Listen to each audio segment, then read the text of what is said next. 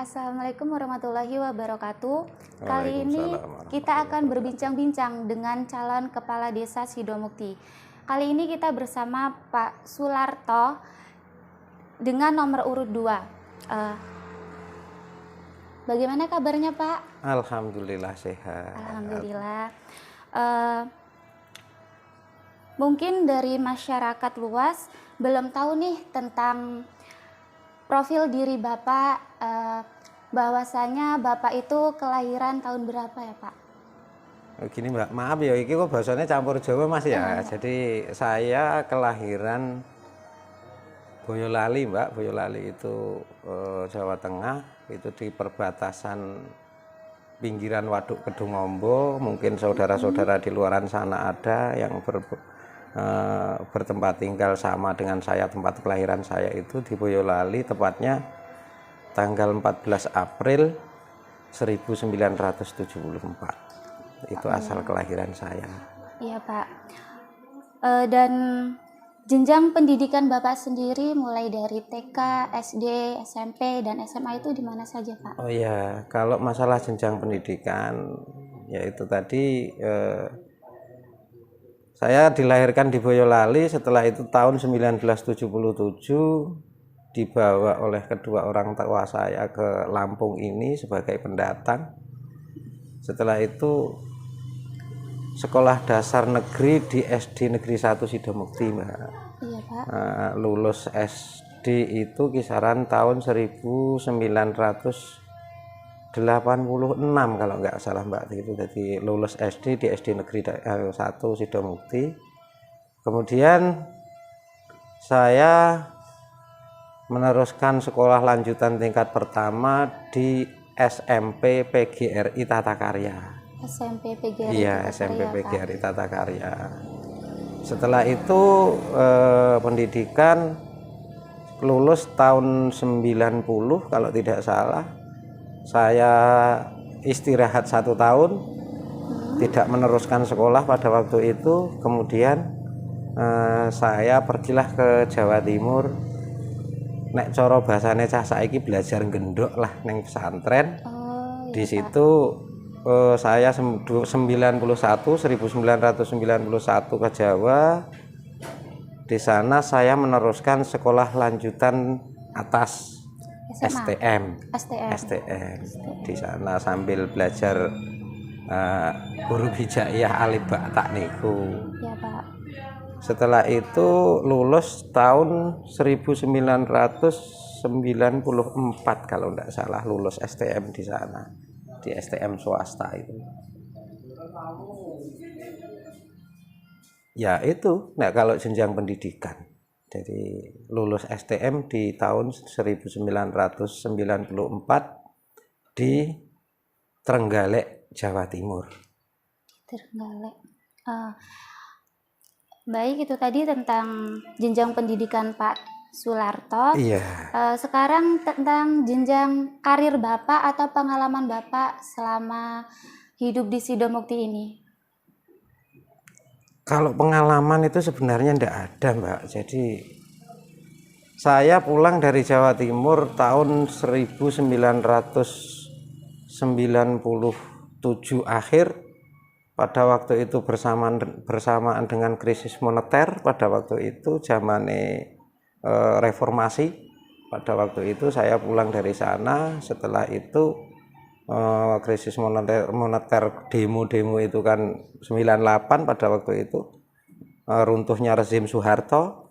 Iya. Nah di situ saya pulang dari tanah Jawa di Sidomukti sekitar kisaran tahun 2000. Itu memang kami ini kan ada, kalau dulu pemilihan Baperdes dulu Mas ya, bukan BPD pada waktu itu, Baperdes. Nah pada waktu itu saya ikut mempunyai cita-cita ingin ikut membangun desa Sidomukti karena perlunya pengawasan seperti itu, sehingga pada waktu itu saya ikut kontestasi di situ dan saya salah satu warga Sidomukti yang kebetulan di situ saya terpilih sebagai anggota dari Baperdes itu dulu. Setelah berjalannya waktu, di situ dulu Pak Gianto yang sebagai ketua, Pak Gianto mengundurkan diri. Setelah itu saya selaku wakil jadi ketua BPD sehingga tahun kemarin 2020 ya. 20 itu 21 malah Mas Resi ya. Nyampe 21 kemarin. Nah di situ dalam perjalanan saya itu ya sebenarnya tidak ada yang istimewa, itu tadi sudah saya ucapkan, sudah saya sampaikan, karena semua apa ya istilahnya jabatan itu kita di situ ada permasalahan yang kita lalui bersama dan warga Sidomukti pun tahu. Dari situ saya ikut berkompetisi, ikut sebagai keanggotaan di BPD itu waktu zamannya Mbah Misri seperti apa, kemudian zamannya Mbah Muji 2 periode, terus sehingga di situ di akhir kemarin ada permasalahan ya seperti itu. Dan itu pun bukan suatu hal yang istilahnya itu membuat istilahnya BPD itu lebih baik dari yang lain, dan tidak toh, ternyata itu semua kerjasama antar warga Sidomukti semuanya ya. Sehingga semua permasalahan itu bisa teratasi itu di jenjang karir di BPD. Mungkin ya kalau menurut anggapan masyarakat ya tidak ada istimewanya juga.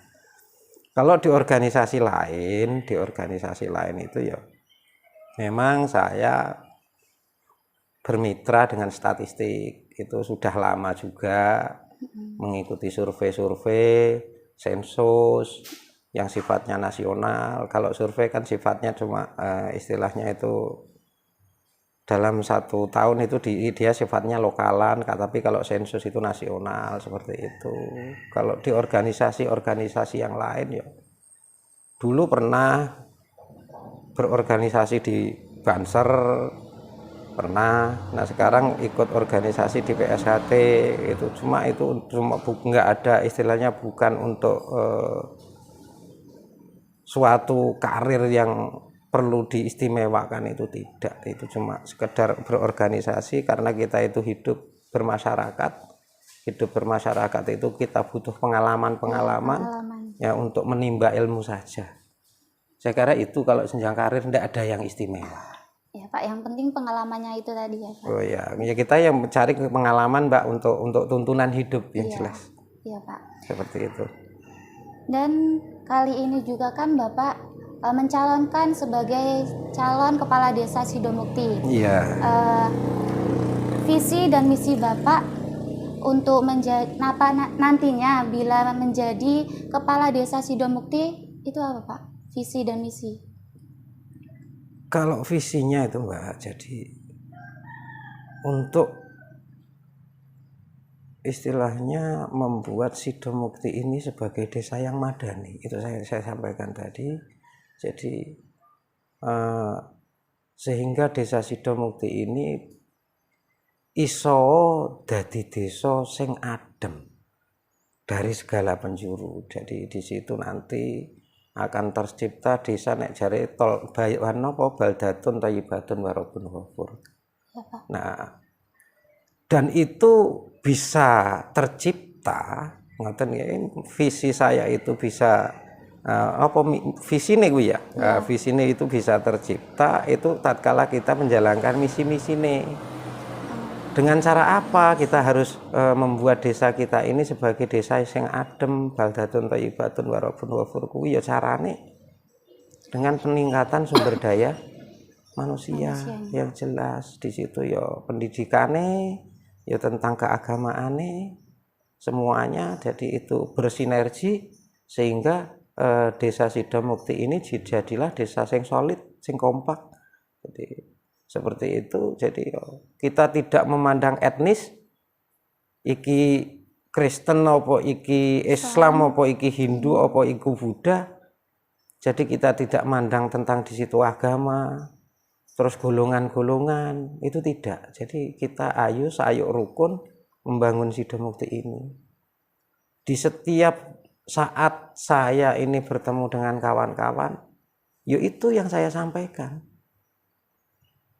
Dan itu akan bisa terlaksana ya apabila kita ini mau bekerja sama. Dan tanpa harus kita menjatuhkan kawan. Gitu loh. Bagaimana kita ini akan maju nek awak dhewe iki senenge ngeki rapot batire, ngono lho. Kalau menurut saya seperti itu. Jadi kita jangan menganggap kawan itu terus lah kowe iki apa, enggak seperti itu. Mari kita bangun Desa Sidomukti ini dengan kebersamaan.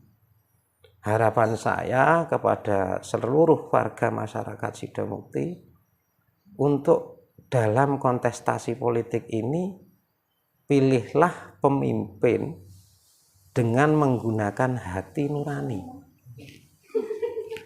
Konso-konso itu semua yang ikut berkompetisi ini putra-putra Desa Sidomukti yang mempunyai kelebihan masing-masing. Jadi tidak harus kita menjatuhkan satu sama lain. Mari kita bangun Sidomukti ini secara bersama-sama. Kalau tentang menentukan pilihan, monggo digunakan hak pilihnya dengan mengedepankan hati nurani. Saya kira seperti itu, Pak. Baik, Pak, terima kasih. Selanjutnya itu apabila Bapak nanti menjadi Kepala Desa Sidomukti, iya. Program kerja apa selama 5 tahun yang akan Bapak lakukan? Sebenarnya, Mbak, kalau kita merancang sebuah program, kita juga tidak bisa terlalu muluk-muluk. Wah, aku sesuk nek dadi lurah arep ngene. Makanya kemarin saya guyon sama Mas Yosi itu kan, aku sok nek dadi kepala Desa Sidomukti irigasi arep tak gempur. Mergane ngopo? Ranggo milih banyu. Seperti maksud saya itu adalah bahasa-bahasa intermezzo. Jadi tatkala kita memimpin sebuah desa, itu di situ akan diperlukan program kerja. Nah, program-program kerja itu, nah di situ nanti adalah kerja bersama antara kepala desa definitif ini dengan perangkat-perangkat yang di bawahnya. Langkah pertama yang harus diambil adalah menyusun rencana pembangunan jangka panjang dan jangka menengah desa. Lah ini kita mengadopsi ini sebenarnya kita perlukan sumber daya manusia yang madani itu tadi. Kita ambil dari RT RT, dikumpulkan di RK kita susun. Nah setelah itu lah di setiap awal tahun setelah pembuatan RKP, RPJM, RPJP itu di situ adalah RKP dari semua program-program yang telah dibentuk oleh musyawarah itu tadi, barulah kita memutuskan mana yang paling layak untuk kita kerjakan untuk tahun ini. Nah itu semua juga tergantung dengan kucuran dana dari pemerintah. Itu masalah tentang pembangunan. Nah kalau masalah sumber daya manusia, Mbak, sumber daya manusia itu otomatis kita itu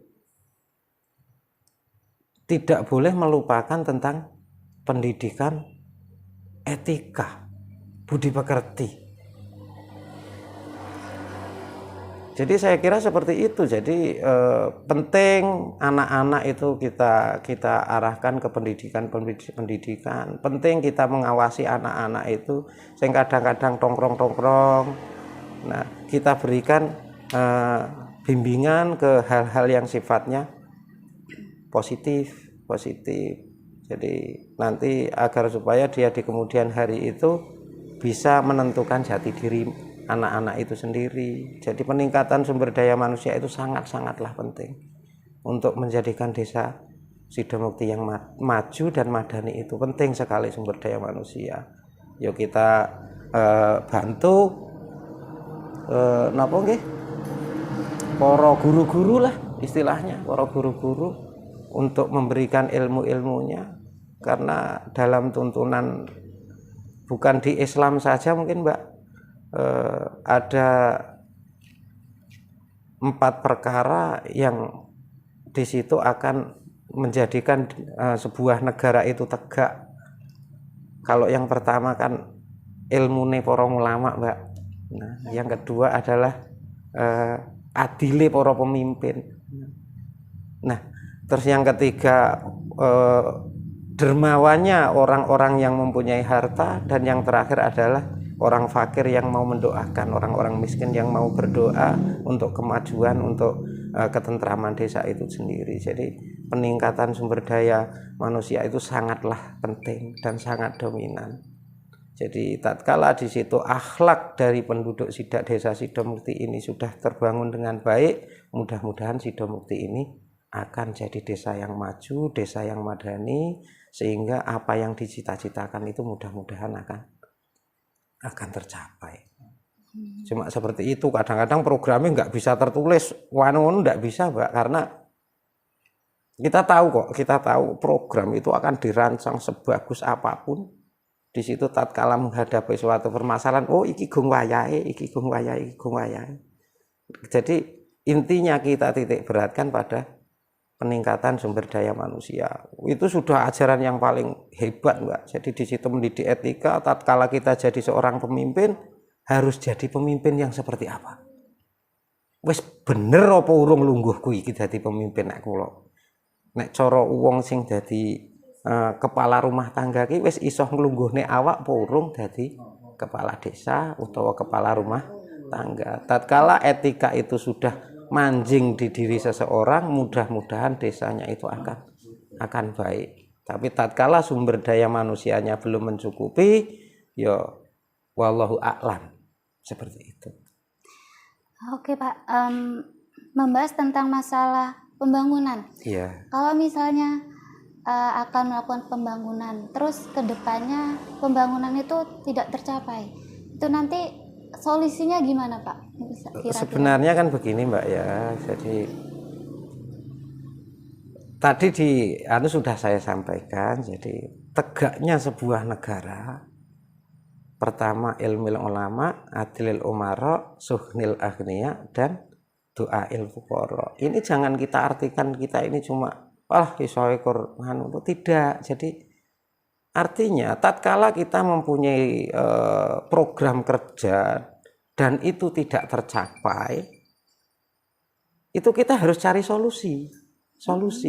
Jangan kita ini membudayakan budaya ngatong, meminta dan meminta. Kok nek bangun gak nek duwite terus gak bangun. Iya. Ya aja ngono. Misale arep gawe jembatan kae kok awak dhewe iki wis usaha tapi gak duwe duit, ya piye solusine? Ra ngono. Kita dengan bermusyawarah. Di setiap pembangunan pun dituntut kita ini untuk transparan, terbuka, dilihat semuanya itu kalau terbuka. Niku lek enek kekurangane kok solusine pun gampang. Tapi kalau di situ cara bangun ki nggak terbuka, ya otomatis niki golek langkah jalan keluarnya apabila di situ terkendala, ya itu akan agak sulit. Saya kira tinggal nanti bagaimana wong contoh kemarin yang dilakukan sedulur-sedulur perangkat desa kemarin, bangun swadaya di RK1 dadi ta? Iya. Itu salah satu contoh yang mengajarkan kita tentang kebersamaan. Gitu. Duitnya kur 84, sekian juta, tapi wujudlah gedung TK senilai 150 juta. Lah nek awak dhewe arep bangun kira-kira duitnya gak duwe urung terlaksana, ya ayo disiasati iki kepiye dengan mengedepankan bermusyawarah. Mudah-mudahan di situ akan ada titik temu. Karena kita itu ndak bisa memaksakan diri, Mbak. Jadi nek pokoknya kudu bahasanya ndak boleh. Jadi tatkala kita menghadapi kendala sebuah permasalahan, itu kita cari solusi dengan bersama-sama. Artinya solid, Mbak. Di pemerintahan itu dengan cara yang solid. Nek terkendala ya kita musyawarahkan ini harus seperti apa. Nek cari kula ngono kuwi, Mbak. Iki cara Jawa lho ya. Pangapuntene.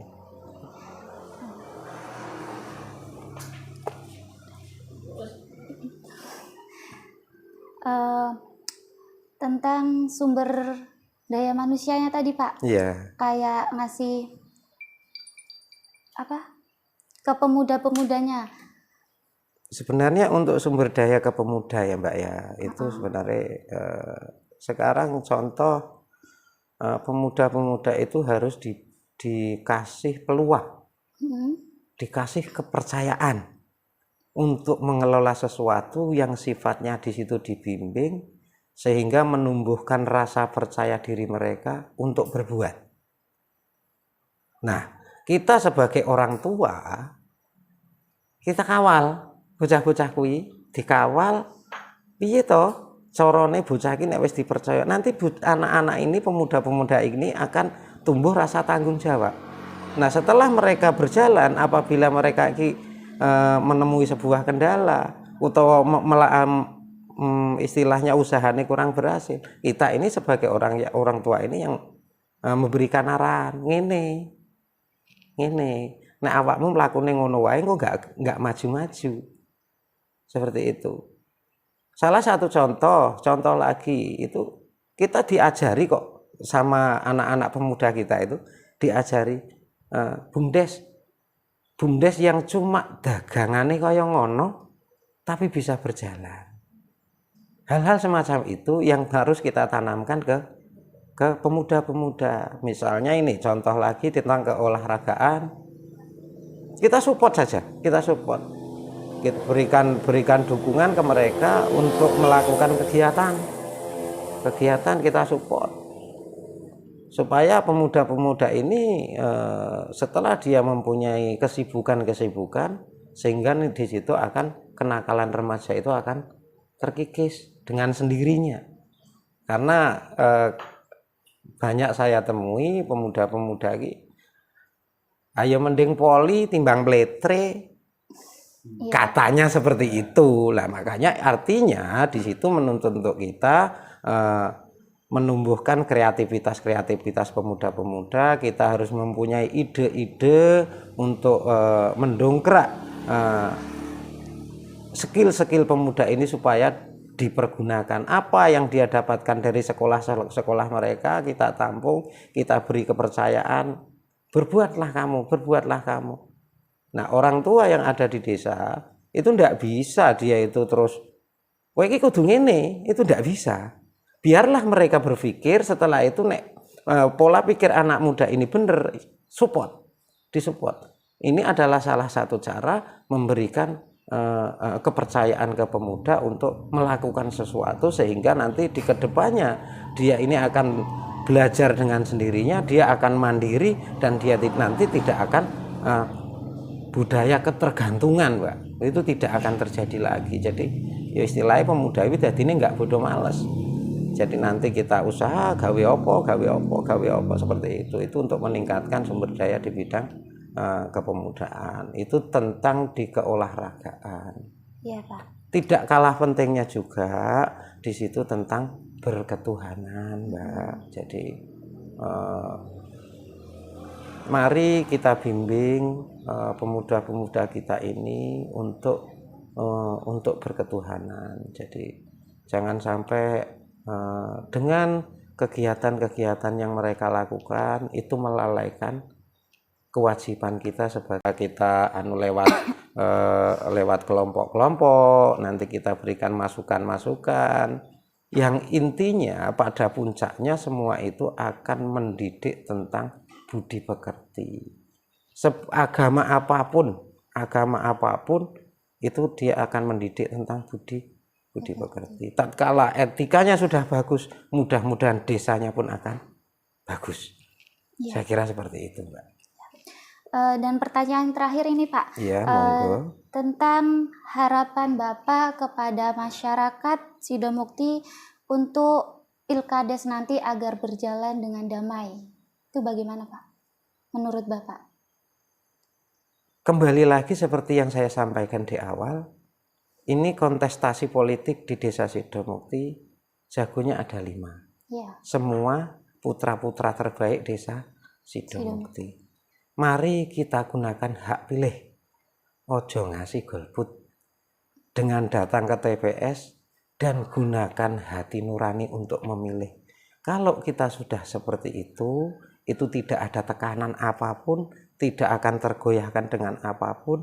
Mudah-mudahan kalau sudah menggunakan hati nurani tanpa ada rasa tekanan dari pihak manapun, itu nanti siapapun yang jadi itu tetap adem, gak ono masalah. Saya kira seperti itu. Jadi masyarakat, mari monggo kita gunakan hak pilih dengan menggunakan hati nurani. Saya tetap berharap masyarakat itu memilih saya ki nek carane kampanye kaya ngono. Iya. Tapi masyarakat kuwi rak ya duwe hak pilih masing-masing toh. Ndak bisa dipaksa-paksa. Makanya kalau pesan saya ke semua warga Desa Sidomukti, gunakan hak pilih dan gunakan hak pilih itu dengan menggunakan hati nurani. Saya kira seperti itu ya. Terima kasih Pak atas waktunya. Mungkin itu saja yang dapat saya tanyakan kepada Bapak. Iya.